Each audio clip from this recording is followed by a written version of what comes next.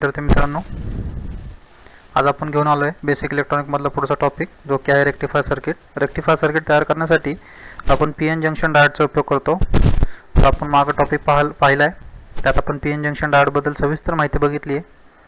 Rectifier जर समजून घ्यायचा असेल तर आपल्याला पी एन जंक्शन डायोड माहीत असणं गरजेचं आहे. त्यामुळे प्रथमतः तो जो आपण मागं व्हिडिओ बघितला आहे किंवा जो रेकॉर्ड केला आहे त्यात माहिती सांगितली पी एन जंक्शन डायोडची, तो बघणं गरजेचं आहे. त्यानंतर आपण रेक्टिफायर सर्किट सोप्या पद्धतीने रिलेट करू शकतो किंवा समजू शकतो. तर चला आपण सुरू करूयात रेक्टिफायर सर्किट. या ठिकाणी एक मोबाईल चार्जर दाखवला आहे, जो की या ठिकाणी दाखवला आहे, आणि एक ठिकाणी लॅपटॉपचा चार्जर दाखवला आहे. आता मोबाईल ज्यावेळेस आपण वापरत असतो त्याची बॅटरी डिस्चार्ज होते. बॅटरी डिस्चार्ज झाल्यानंतर आपण हा चार्जर जोडून ती बॅटरी काय करतो, चार्ज करतो. बॅटरी जेव्हा चार्ज होत असते त्यावेळेस बॅटरी चार्ज होण्यासाठी डीसी सप्लायची आवश्यकता असते. आपण आपल्या भारतामध्ये एसी सप्लायने वीज निर्मिती केली जाते. डीसीचा जास्त आपण वापर करत नाही, कारण मोजके उपकरणं आहेत की त्या ठिकाणी डीसीचा यूज केला जातो. त्यामुळे आपल्याला डीसी सप्लायचा जर वापर करायचा असेल तर आपण एसी सप्लायचं डीसीमध्ये कन्व्हर्जन करतो किंवा रेक्टिफिकेशन करतो. जसं आपल्या मोबाईलची बॅटरी आहे तसेच लॅपटॉपची सुद्धा बॅटरी असते. ती लॅपटॉपची बॅटरी चार्ज करण्यासाठी सुद्धा चार्जर लागतो. फक्त अंतर एवढंच आहे की मोबाईलची जी बॅटरी आहे त्याला चार्ज करण्यासाठी व्होल्टेज कमी गरज आहे, आणि लॅपटॉपची जी बॅटरी आहे ती मोठ्या स्वरूपातली, त्याला चार्ज करण्यासाठी जास्त डीसी सप्लायची आवश्यकता असते किंवा जास्त व्होल्टेजची आवश्यकता असते. त्यासाठी दोघांचं व्होल्टेज रेटिंग आणि करंट रेटिंगमध्ये फरक असतो. हे आहेत आपले डीसी सप्लाय सोर्स, जे एसी सप्लायचं डीसीमध्ये कन्व्हर्जन करतात. ह्यात मुख्य म्हणजे घटक असतो तो असतो रेक्टिफायर, जो एसी सप्लायचं डीसी सप्लायमध्ये रूपांतर करतो. हे आपले प्राथमिक गरजा आहेत. अशा भरपूर स्वरूपाच्या वस्तू आहेत की ज्यांना डीसी सप्लायची आवश्यकता आहे. हे आपण फक्त एक्झाम्पल म्हणून दोन दाखवलेत, एक मोबाईल चार्जर आहे आणि एक लॅपटॉप चार्जर आहे. आता आपण बघूयात की रेक्टिफायर म्हणजे काय असतो. जे उपकरण एसी सप्लायचे डीसी सप्लायमध्ये रूपांतर करते त्यास आपण काय म्हणतो, रेक्टिफायर म्हणतो. जसं आता आपण सांगितलं की आपण एसी सप्लाय तयार करतो, डीसी सप्लाय आपण तयार करू शकत नाही. आपण एसीचं कन्व्हर्जन करून डीसी सप्लाय मिळवू शकतो. यामध्ये मुख्यतः रेक्टिफायर जे आपण तयार करतो त्यामध्ये पी एन जंक्शन डायोडचा आपण उपयोग करतो. पी एन जंक्शन डायोड फक्त काय करतो, आपल्याला मागच्या लेक्चरमध्ये आपण बघितलं फक्त फॉरवर्ड दिशेने, फॉरवर्ड बायसमध्येच व्होल्टेज आणि करंटचं काय करतो, वहन करतो. रिव्हर्स बायसमध्ये तो करंट किंवा व्होल्टेज वाहू देत नाही. त्यामुळे या पी एन जंक्शन डायोडचा उपयोग आपण रेक्टिफायर म्हणून करतो. आता रेक्टिफायरचे काही प्रकार आहेत, टाइप्स ऑफ रेक्टिफायर. रेक्टिफायरमध्ये 3 प्रकार पडतात. पहिला आहे हाफ वेव्ह रेक्टिफायर, दुसरा आहे फुल वेव्ह रेक्टिफायर, आणि तिसरा फुल वेव्हचाच एक तिसरा प्रकार पडतो त्याला आपण म्हणतो फुल वेव्ह ब्रिज रेक्टिफायर. साधी सोपी गोष्ट लक्षात ठेवण्यासारखी अशी आहे की हाफ वेव्ह याचा शब्दसळ अर्थ घ्यायचा असतो. हाफ वेव्ह रेक्टिफायर म्हणजे प्रत्येक अर्ध्या सायकलची वेव्ह होते. ही एक वेव्ह आहे, ही अर्धी वेव्ह आहे, त्यानंतर एक गॅप वेव्हची पडते, त्यानंतर अर्धी वेव्ह पडते. त्यामुळे त्याला हाफ वेव्ह, अर्धी, ही अर्धीच वेव्ह आहे. जरी पूर्ण असती तर ती पूर्ण एसी सप्लाय जो सिम्बॉल आहे अशी पूर्ण असती, पूर्ण नाही आहे, ही फक्त अर्धी वेव्ह आहे. त्यानंतर एक गॅप आहे आणि त्यानंतर परत अर्धी वेव्ह आहे. त्यामुळे याला काय म्हणतात, हाफ वेव्ह रेक्टिफायर. त्यानंतर हा फुल वेव्ह रेक्टिफायर, याचा अर्थ वेव्हमध्ये गॅप नाही आहे. जसं या ठिकाणी 2 वेव्हमध्ये एक गॅप आहे, तसं वेव्हमध्ये गॅप नाही आहे, प्रत्येक वेव्ह कंटिन्यू आहे. आपण बघू शकता प्रत्येक वेव्ह ही कशी आहे, कंटिन्यू आहे. त्यामुळे याला काय म्हणतात, फुल wave rectifier. Same wave create होतात तुमच्या ब्रिज रेक्टिफायरमध्ये. त्यामुळं ह्या साईन वेव्हच्या त्याच्या डायग्रॅम आहेत. हाफ वेव्हची ही डायग्रॅम आहे आणि फुल वेव्हची ही डायग्रॅम आहे. त्यांना आपण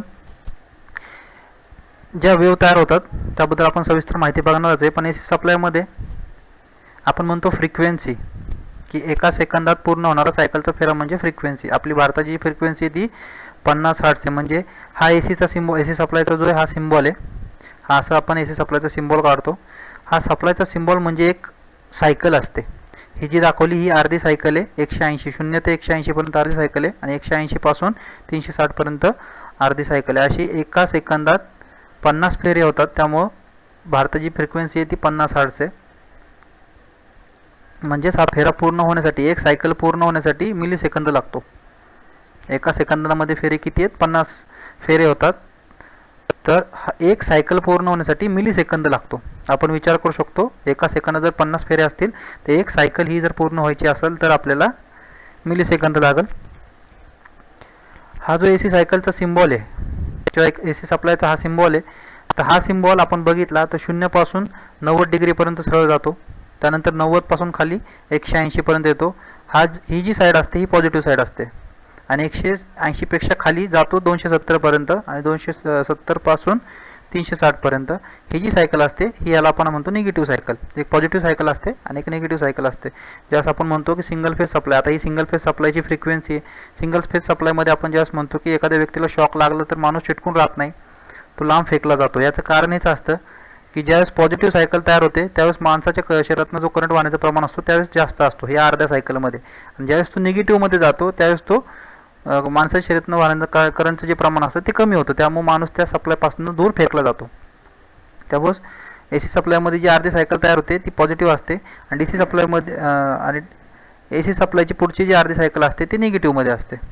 पण DC सप्लायमध्ये आपल्याला अशी गरज नाही आहे, कारण DC सप्लायला आपण फ्रिक्वेन्सी कशी म्हणतो ती 0 आहे, त्याला फ्रिक्वेन्सी नाही आहे. तर हे साईन वेव्ह जे DCमध्ये तयार झाले पाहिजेत ते एकसारखे तयार झाले पाहिजेत. आता हे साईन वेव्ह जे तयार झाले ते AC सप्लायचे साईन वेव्ह जे असतात अर्धी सायकल वर असते आणि अर्धी सायकल खाली असते. म्हणजेच अर्धी सायकल ही 0 ते 180 अंश असते पॉझिटिव्हला आणि 180 ते 360ला जी असते 360ला जी असते ती निगेटिव्ह असते. ही AC सप्लायची फ्रिक्वेन्सी आहे.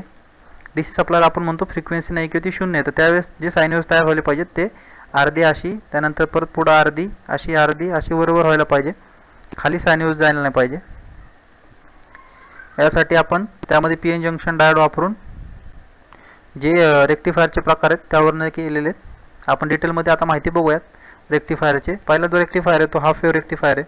हाफ वेव्ह रेक्टिफायरमध्ये या ठिकाणी 2 डायग्राम दाखवलेत, डायग्राम A आणि डायग्राम B. त्यामध्ये आपण विचार करूया. आत्ताच आपण सांगितलं की AC सप्लाय हा आपली दिशा आणि किंमत काय करत असतो, सतत बदलत असतो. म्हणजे एकदा सायकल पॉझिटिव्ह असते, एकदा सायकल निगेटिव्ह असते. मग सायकलची आदलाबदल होत असते. पॉझिटिव्ह साईड कधी निगेटिव्ह होऊ शकते आणि निगेटिव्ह साईड कधी पॉझिटिव्ह होऊ शकते. आता डायग्राम Aचा जर विचार केला तर या ठिकाणी एक ऑर्डिनरी ट्रान्सफॉर्मर दाखवला, जो आपण नॉर्मल ट्रान्सफॉर्मर वापरतो तो एक ट्रान्सफॉर्मर दाखवला आहे. हा एक स्टेप डाऊन ट्रान्सफॉर्मर आहे. कारण स्टेप डाऊन ट्रान्सफॉर्मर जर ओळखायचं असेल तर प्रायमरी वाइंडिंगची वेळे जास्त आणि सेकंडरी वाइंडिंगची वेळे कमी असतात. हा एक स्टेप डाऊन ट्रान्सफॉर्मर आहे जो AC सप्लाय इनपुट घेणार आहे आणि AC सप्लाय तुम्हाला आउटपुट देणार आहे, फक्त तो कमी स्वरूपात देणार आहे. त्यानंतर या ठिकाणी तुमचा पॉझिटिव्ह साईड आहे ज्याला तुम्ही फेज म्हणू शकता आणि ही तुमची निगेटिव्ह साईड आहे ज्याला तुम्ही न्यूट्रल म्हणू शकता. त्यामध्ये या ठिकाणी समोरासमोर ज्या ट्रान्सफॉर्मर आपण म्युच्युअल इंडक्शनवर काम करतो त्यावेळेस हा पॉझिटिव्ह साईड ही पॉझिटिव्ह साईडला मॅच होते. म्हणजे या ठिकाणी तयार होणारा जो सप्लाय असतो तो पॉझिटिव्ह आहे आणि या ठिकाणी जो तयार होणारा सप्लायची साईड आहे ती निगेटिव्ह आहे. डायोड काम करताना आपण म्हणतो की फॉरवर्ड बायसमध्ये काम करतो. ज्यावेळेस तुम्ही या ठिकाणी पॉझिटिव्ह देताल आणि या ठिकाणी निगेटिव्ह देताल त्यावेळेस तुमचा डायोड हा फॉरवर्ड डायरेक्शन म्हणजे तो करंटला वहन करतो. हे आपण मागं बघितलेलं PN जंक्शन डायोडमध्ये. ज्यावेळेस तुम्ही या साईडला तुम्ही पॉझिटिव्ह सप्लाय देताल आणि या साईडला तुम्ही निगेटिव्ह सप्लाय देताल त्यावेळेस तुमचा डायोड हा फॉरवर्ड बायसमध्ये काम करू लागतो. ही AC सायकलच्या अर्ध्या फेऱ्यामध्ये होते. ज्यावेळेस AC सायकलचा आपण म्हणतो की अर्धा फेरा पॉझिटिव्ह असतो 0 पासून 180 अंशापर्यंत. त्यावेळेस एक सायकल झाल्यानंतर एक सायकल झाली की याचं करंटचं वहन होतं, म्हणजेच अर्ध्या सायकलमध्ये ती अर्धी सायकल तुमची क्रिएट होते. ही आउटपुट निघतो हा पहिला अर्धी सायकल. अर्ध्या सायकल नंतर होतं काय डायग्राम B मध्ये बघा. आता अर्धी सायकल पूर्ण झाली डायग्राम A मध्ये ज्याचा साइन वेव्ह हा क्रिएट झाला आहे. त्यानंतर जे मॅग्निट्यूड आहेत ते चेंज होतात. म्हणजे आपण सांगतो की AC सप्लायची दिशा आणि किंमत बदलते. त्यानुसार या ठिकाणी जो पॉझिटिव्ह असतो तो निगेटिव्ह होतो. डायग्राम A मध्ये या ठिकाणी पॉझिटिव्ह होता, या ठिकाणी काय होतो निगेटिव्ह होतो आणि या ठिकाणी निगेटिव्ह होता, या ठिकाणी पॉझिटिव्ह होतं. अशा कंडिशनला ज्यावेळेस डायोडला तुम्ही या साईडला निगेटिव्ह सप्लाय देता, ही साईड याचा अर्थ ती ॲनोडची साईड आहे. ॲनोडच्या साईडला ज्यावेळेस तुम्ही निगेटिव्ह सप्लाय देता आणि कॅथोडच्या साईडला पॉझिटिव्ह सप्लाय देता त्यावेळेस हा डायोड वर्क करत नाही. कारण डायोड हा फक्त फॉरवर्ड बायसमध्येच करंटचं वहन करतो, रिव्हर्स बायसमध्ये डायोड हा करंटचं वहन करत नाही. त्यामुळे करंट या रजिस्टरला पास होत नाही. पुढच्या अर्ध्या सायकलमध्ये डायोडमधनं करंट पास होत नाही. त्याच्यामुळे पुढची जी अर्धी सायकल आहे ती तयार होत नाही कारण करंटचं वहन झालेलं नाही. हे मॅग्निट्यूड चेंज झाल्यामुळं डायोडवरती रिव्हर्स बायस तयार होतो, म्हणजे त्यातनं करंटचं वहन होत नाही. त्यामुळे पुढची अर्धी सायकल ही तुमची तयार होत नाही. अर्धी सायकल कुठली तयार झाली, डायग्राम A मध्ये जी क्रिया घडली, ॲनोडला ज्यावेळेस पॉझिटिव्ह भेटला आणि कॅथोडला ज्यावेळेस निगेटिव्ह भेटला त्यावेळेसच पहिली अर्धी सायकल जी आहे ती तयार झालेली आहे. पुढची अर्धी सायकल तयार झाली नाही कारण याचं मॅग्निट्यूड चेंज झालं. डायोड हा रिव्हर्स बायसमध्ये जोडला गेला त्यामुळे करंटचं वहन झालं नाही, त्यामुळे अर्धी सायकल पुढची तयार झाली नाही. याच्या पुढं पडत तुमचे हे जे मॅग्निट्यूड आहे परत चेंज होतात, ते परत डायग्राम A प्रमाणे जाते. पॉझिटिव्ह सायकल तयार या इथं पॉझिटिव्ह या ठिकाणी तयार होतो, निगेटिव्ह या ठिकाणी तयार होतो. पॉझिटिव्ह ॲनोडला भेटतो, निगेटिव्ह कॅथोडला भेटतो, परत त्यामधनं करंट वाहतो आणि ही पुढची अर्धी सायकल तयार होते. म्हणजे एक सायकल नंतर एक गॅप पडते आणि परत एक अर्धी सायकल तयार होते. ही क्रिया कंटिन्यू घडत असते. त्यामुळे आपण याला काय म्हणतो, हाफ वेव्ह रेक्टिफायर, याच्यामध्ये कंटिन्युअस वेव्ह तयार होत नाही. या डायग्राम प्रमाणे आपण आता समजून घेतलंय का या वेव्ह नंतर परत वेव्ह तयार होत नाही आणि परत एक वेव्ह तयार होते, म्हणजे हाफ वेव्हमध्ये तुमचा हाफ वेव्ह रेक्टिफायर काम करतो. हाफ वेव्ह रेक्टिफायरची जर तुलना केली तर याचा आउटपुट आपल्याला कमी भेटतो. जर हा ट्रान्सफॉर्मर 12 व्होल्टचा असेल तर हा तुम्हाला इनपुट 240 व्होल्ट असेल, आउटपुट 12 व्होल्ट असेल, तर हा देताना डायोडला 12 व्होल्ट देतो, परंतु डायोड कन्व्हर्जन करताना हाफ वेव्ह तयार होतात, त्याच्यामुळे तो 6 व्होल्ट तुम्हाला आउटपुट देणार आहे. याचा अर्थ त्याचा आउटपुटचं जे व्होल्टेज असतं ते कमी असतं. त्याच पद्धतीने याची कार्यक्षमता सुद्धा कमी आहे. काही करंट हा वाया जातो रिव्हर्स फॉरवर्डमध्ये गेल्यामुळे, त्यामुळे याची जी कार्यक्षमता आहे ती जवळपास 40% आहे. पुढचा प्रकार आपण बघणार आहे full wave rectifier. Full wave रेक्टिफायरमध्ये हे जे आउटपुटचे वेव्ह तयार होतात ते एक नंतर एक कंटिन्यूस हाफ वेव्ह असे फुल वेव्ह तयार होतात.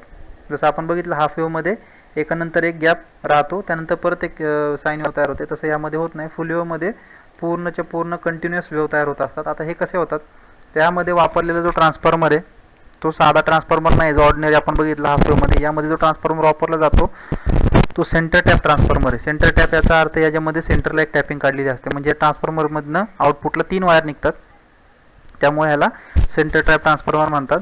या ठिकाणी AC सप्लाय दिला जातो आणि AC सप्लाय स्टेप डाऊन करून A आणि B पॉईंटपासून पुढं डायोडला वापरला जातो. आता यामध्ये हाफ वेव्हमध्ये आणि फुल वेव्हमध्ये फरक असा आहे की हाफ वेव्हमध्ये एक डायोड वापरला जातो आणि फुल वेव्ह रेक्टिफायरमध्ये 2 डायोड वापरले जातात.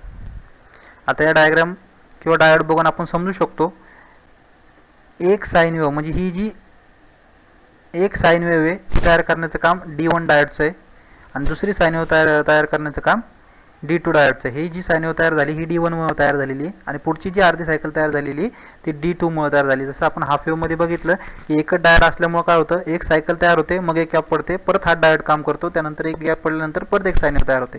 या ठिकाणी पहिल्या कंडिशनमध्ये D1 सायकल तयार करतो ही सायकल आणि D2 ही दुसऱ्या कंडिशनमध्ये D2 ही सायकल तयार करतो. त्यामुळे एका आड एक हे डायोड काम करतात. D1 काम करतो, मग D2 काम करतो, परत D1 D2 असं होत होत होत होत कंटिन्यू ही सायकल पुढं फुल वेव्हच्या स्वरूपात काय होत राहते, क्रिएट होत राहते, तयार होत राहते. आपण या ठिकाणी बघूया कसा काम करतो. या ठिकाणी सप्लाय दिल्यानंतर A पॉईंटला समजा आपण असं गृहीत धरू की पॉझिटिव्ह सप्लाय तयार झाला आणि B पॉईंटला काय तयार झाला, निगेटिव्ह सप्लाय तयार झाला. अशा कंडिशनला डायोडला पॉझिटिव्ह सप्लाय गेला, या ठिकाणी एनोडला काय गेला, पॉझिटिव्ह सप्लाय गेला आणि या ठिकाणाहून तुमचा काय झाला, रेजिस्टन्स मार्फत निगेटिव्ह सप्लाय भेटला. हा निगेटिव्ह सप्लाय या मार्फत इकडे भेटला. त्यावेळेस तुमचा डायोड काय करणार आहे, फॉरवर्ड बायसमध्ये काम करेल. बरोबर आहे. या ठिकाणी पॉझिटिव्ह भेटेल, या ठिकाणून निगेटिव्ह भेटेल, त्यावेळेस तुमचा डायोड काय काम करेल, फॉरवर्ड बायसमध्ये काम करेल. त्यामुळे तुमची ही लाईन क्रिएट होईल. त्याच कंडिशनला हा पण विचार करा की ह्याला पॉझिटिव्ह भेटतोय, आपण या म्हणलं की या ठिकाणी निगेटिव्ह सप्लाय जर तुम्ही एनोडला दिला तर हा डायोड काम करेल का, नाही काम करणार. हा त्या ठिकाणी कुठलं काम करेल, रिव्हर्स बायसिंग, म्हणजे यातनं करंट वहन होणार नाही. त्यावेळेस तुमचा कुठला डायोड काम करतोय, D1 डायोड काम करतोय. त्यामुळे तुमची आधी सायकल क्रिएट झाली. आता या ठिकाणी मॅग्निट्यूड चेंज झाले, या ठिकाणी निगेटिव्ह सप्लाय गेला, निगेटिव्ह टर्मिनल आला किंवा निगेटिव्ह सप्लाय आला आणि या ठिकाणी पॉझिटिव्ह सप्लाय आला. ज्यावेळेस ह्या ठिकाणी पॉझिटिव्ह सप्लाय येईल त्यावेळेस ह्या D2 डायोडला या ठिकाणी पॉझिटिव्ह भेटेल आणि या रेजिस्टन्स मार्फत ह्याला निगेटिव्ह सप्लाय भेटेल. त्यावेळेस हा D2 जो डायोड आहे तो फॉरवर्ड बायसमध्ये काम करेल आणि फॉरवर्ड बायसमध्ये काम केल्यानंतर तुम्हाला माहिती आहे यातनं करंट पास होईल. करंट पास झाला की तुमची पुढची जी हाफ वेव्हची सायकल आहे ती क्रिएट होईल. त्याच कंडिशनला या ठिकाणी निगेटिव्ह सप्लाय तयार होतोय. हा इथं पॉझिटिव्ह तयार झाला आहे, डायोड काम करतोय, इथं काय तयार झाला, निगेटिव्ह तयार झाला. निगेटिव्ह जर तुमच्या डायोडच्या एनोडला दिला तर तो डायोड काम करणार नाही.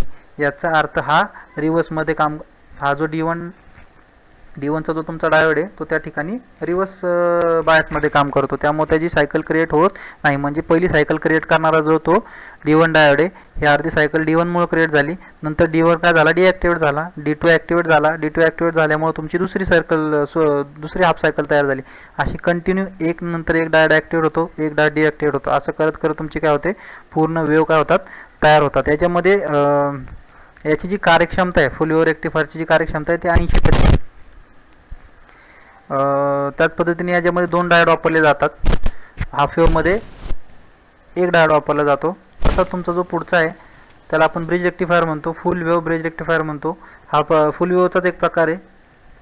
तर यामध्ये 4 डायोड वापरले जातात. हाफ वेव्हमध्ये एक डायोड, फुल वेव्हमध्ये 2 डायोड आणि फुल वेव्ह ब्रिज रेक्टिफायरमध्ये 4 डायोड. यामध्ये पण फुल वेव्ह ब्रिज रेक्टिफायर प्रमाणेच पद्धत आहे. यामध्ये साईन वेव्हज क्रिएट होताना एकानंतर एकच क्रिएट होतात. जसे फुल वेव्हमध्ये होतात तसेच एकानंतर एक असे तुमचे काय होतात, साईन वेव्हज कंटिन्यू तयार होत राहतात. या ठिकाणी आपण बघूया कसं क्रिएट होतो. या ठिकाणी जो ट्रान्सफॉर्मर वापरला आहे हा पण साधा ट्रान्सफॉर्मर आहे. हा पण एक स्टेप डाऊन प्रकारचा ट्रान्सफॉर्मर आहे. यामध्ये आपण बघू शकतो. आता आपण विचार करूया या ठिकाणी की एम पॉईंटला पॉझिटिव्ह सप्लाय झाला आणि एन पॉईंटला निगेटिव्ह सप्लाय झाला. तर अशा कंडिशनला तो काम कसं करतो. पॉझिटिव्ह सप्लाय कुठपर्यंत येईल, तुमचा पॉझिटिव्ह सप्लाय क्रिएट झाला आणि तो ई पॉईंटपर्यंत आला. ईमधनं तो D1 मार्फत, आता तो D1 मार्फत जाईल पुढं, तो D4 मार्फत जाऊ शकत नाही. या पॉईंटपर्यंत तुमचा पॉझिटिव्ह सप्लाय आला तर तो D1 मार्फत जाईल, कारण हा फॉरवर्ड बायसमध्ये जोडला आहे. या ठिकाणी तुम्हाला पॉझिटिव्ह देणार, त्यानंतर हा पॉझिटिव्ह या टर्मिनल मार्फत D1 मधनं पास होईल ए पॉईंटपर्यंत. ए पॉईंटपर्यंत आला, त्यानंतर तुम्ही याला काय जो काय लोड जोडला असेल, एखादा मोबाईल चार्जिंगला लावला असेल तर तो पॉझिटिव्ह सप्लाय इथपर्यंत येईल. असाच फिरून तुम्हाला तुमचा जो राहिलेला जो निगेटिव्ह सप्लाय तो या ठिकाणी या सी पॉईंटपर्यंत येईल आणि D1 मधनं वाहून तो कुठं जाईल, या निगेटिव्ह मार्फत रिटर्न जाईल. याचा अर्थ ज्यावेळेस तुमचा हा पॉझिटिव्ह आहे आणि हा निगेटिव्ह आहे त्यावेळेस तुमचे दोन डायोड काम करणार आहे. एक D1 काम करणार आहे आणि दुसरा D3 काम करणार आहे. हा फॉरवर्ड बायसमध्ये असा जोडला जाईल, असा जाऊन D3 मार्फत तो रिटर्न जाईल. तो उलटा येऊ शकत नाही D4 मध्ये, कारण हा रिव्हर्स बायस होईल. हा सप्लाय रिटर्न जाऊ शकत नाही. तसाच इथपर्यंत आल्यानंतर तो खाली जाऊ शकत नाही, हा पण रिटर्न जाऊ शकत नाही, हा रिव्हर्स बायसमध्ये. त्यामुळे पहिल्या सर्किटमध्ये कनेक्ट होताना D1 डायोड आणि D3 डायोड यूज केला जातो. हा पॉझिटिव्ह असेल आणि हा निगेटिव्ह असेल त्यावेळेस. आता आपण असा विचार करूया की हा निगेटिव्ह झाला म्हणजे हा निगेटिव्ह झाला आणि हा काय झाला, पॉझिटिव्ह झाला. मॅग्नेट्यूड आता काय झाले, चेंज झाले एसी सप्लायचे. त्यानंतर हा जर निगेटिव्ह झाला असेल तर आता हा काम कसं करणार. या ठिकाणी विचार करा, पॉझिटिव्ह इकडे आहे आणि निगेटिव्ह इकडे. आता हे पॉझिटिव्हमधनं सप्लाय F पर्यंत येईल, D2 मार्फत तो ए पॉईंटला जाईल. असा तो रिटर्न जाऊ शकत नाही, कारण हा डायोड कसा जोडला जाईल, मग तो इनव्हर्स बायसमध्ये जाईल. हा फॉरवर्ड बायसमध्ये फक्त करंट वाहणार आहे, त्यामुळे D2 डायोड मार्फत सप्लाय ए पॉईंटपर्यंत जाईल. त्यानंतर लोड मार्फत या ठिकाणी येईल. या ठिकाणी आल्यानंतर या मार्फत असा फिरून तो D4 मार्फत कुठं जाईल, परत निगेटिव्हला जाईल. म्हणजे दुसऱ्या कंडिशनमध्ये ज्यावेळेस तुमचे डायोड काम करतात त्यावेळेस तो D2 डायोड आणि D4 डायोड हे काम करत असतात. ज्यावेळेस त्याची मॅग्नेट्यूड चेंज होते, या सप्लायची ज्यावेळेस मॅग्नेट्यूड चेंज होते त्यावेळेस D2 आणि D4 काम करतो. दुसऱ्या कंडिशनला, पहिल्या कंडिशनला कुठला डायोड काम करतोय, D1 आणि D3 हे समोरचे डायोड काम करतात. त्यानंतर दुसऱ्या कंडिशनला ज्यावेळेस मॅग्नेट्यूड चेंज झाले त्यावेळेस तुमचा D2 आणि D4 हे दोन डायोड काम करतात. या पद्धतीने तुमच्या फुल वेव्ह ब्रिज रेक्टिफायरची रचना असते किंवा त्या पद्धतीने तो वर्किंग करतो, काम करतो. या डायोडमध्ये फक्त फरक एवढाच आहे फुल वेव्ह पद्धतीप्रमाणे की यामध्ये 4 डायोड वापरलेत. आता 4 डायोड वापरायचं पण कारण आहे, फुल वेव्हमध्ये आपण 2 डायोड वापरतो आणि ब्रिज रेक्टिफायरमध्ये आपण 4 डायोड वापरतो. 4 डायोड वापरल्यामुळे त्याची कार्यक्षमता वाढते. प्लस जे पीक इनव्हर्स व्होल्टेज आहे, ते पीक इनव्हर्स व्होल्टेज कमी व्होल्टेज असलेले डायोड तुम्ही वापरू शकता या पद्धतीमध्ये फुल वेव्ह ब्रिज रेक्टिफायरमध्ये. आणि याची कार्यक्षमतासुद्धा उच्च आहे. जेवढं तुम्ही व्होल्टेज याला देणार आहे, समजा ट्रान्सफॉर्मरने 240 व्होल्ट इनपुट घेतला आणि 12 व्होल्ट आउटपुट दिला, तर 12 व्होल्ट आउटपुट दिल्यानंतर हा डायोड तुम्हाला जो DC सप्लाय 12 आउटपुट देणार आहे तो 12 व्होल्ट देणार आहे. हाफ वेव्हमध्ये असं होत नाही. हाफ वेव्हमध्ये आपण एकच डायोड वापरतो, त्यामुळे जो आउटपुट सप्लाय असतो तो अर्धा केला जातो. 12 व्होल्ट जर त्याला इनपुट दिला असेल तर तो लोडला देताना किती देणार आहे, 6 व्होल्ट देणार आहे. फुल वेव्ह जरी वापरला तरी तो 12 देईल आणि ब्रिज रेक्टिफायर जरी वापरला तरी तो 12 देईल. फक्त दोघांमध्ये फरक एवढा आहे की ब्रिज रेक्टिफायरची कार्यक्षमता जी आहे ती चांगली आहे, एफिशियन्सी चांगली आहे आणि पीक इनव्हर्स व्होल्टेज या ठिकाणी ब्रिज रेक्टिफायरला, फुल वेव्ह ब्रिज रेक्टिफायरला कमी लागतं. आय होप तुम्हाला व्हिडिओ आवडला असेल. धन्यवाद.